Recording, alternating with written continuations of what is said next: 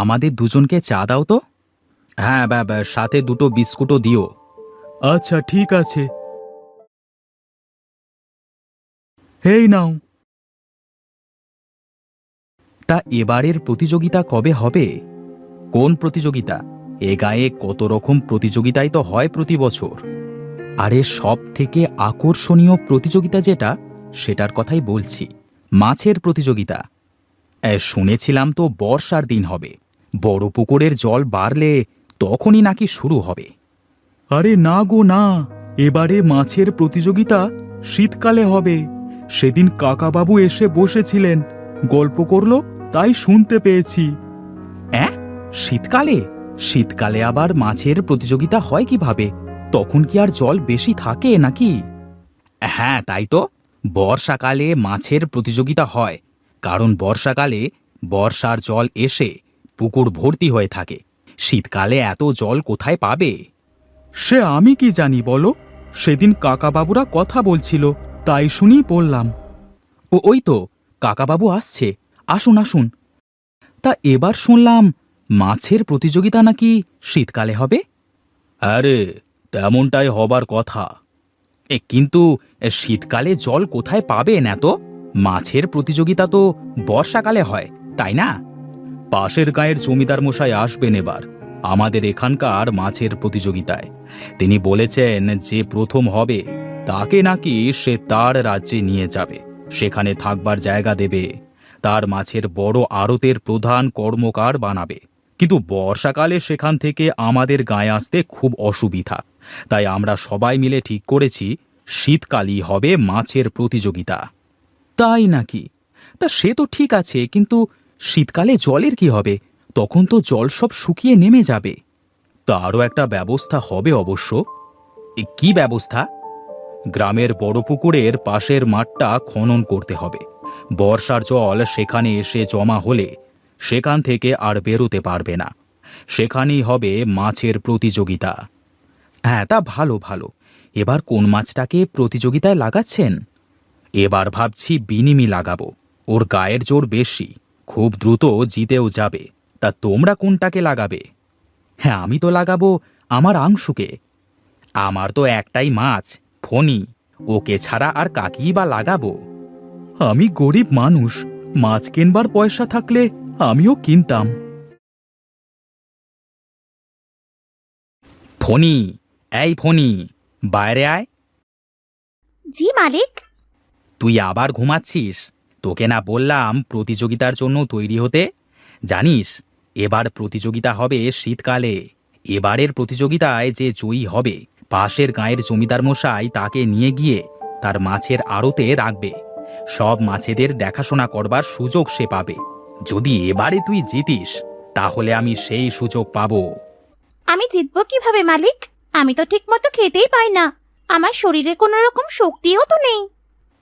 আমি কি করব বল? আমি নিজেই তো ঠিকমতো খেতে পাই না। আমার এত সামর্থ্য নেই যে আমি তোকে পেট ভরে খেতে দেব। আমায় ক্ষমা করিস। মন খারাপ করবেন না মালিক, আমি সর্বোচ্চ চেষ্টা করব এবারে জেতার জন্য। আংশু, আংশু, শিগগিরই ওঠ।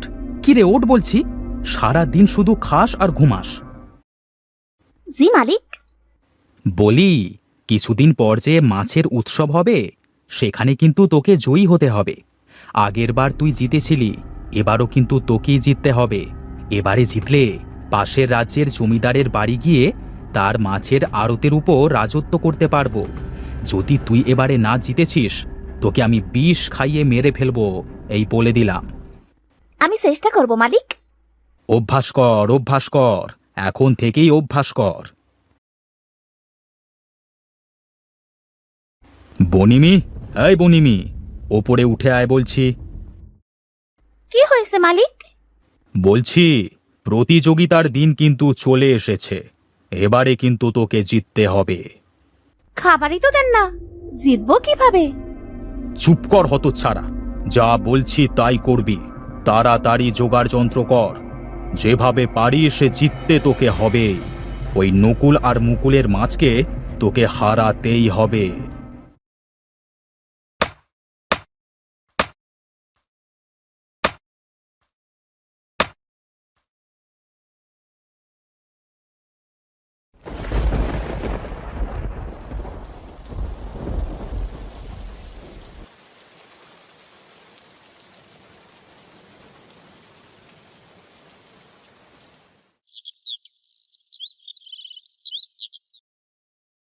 প্রতি বছরের মতো আমাদের গায়ে এবছরেও মাছের প্রতিযোগিতা আরম্ভ হতে চলেছে।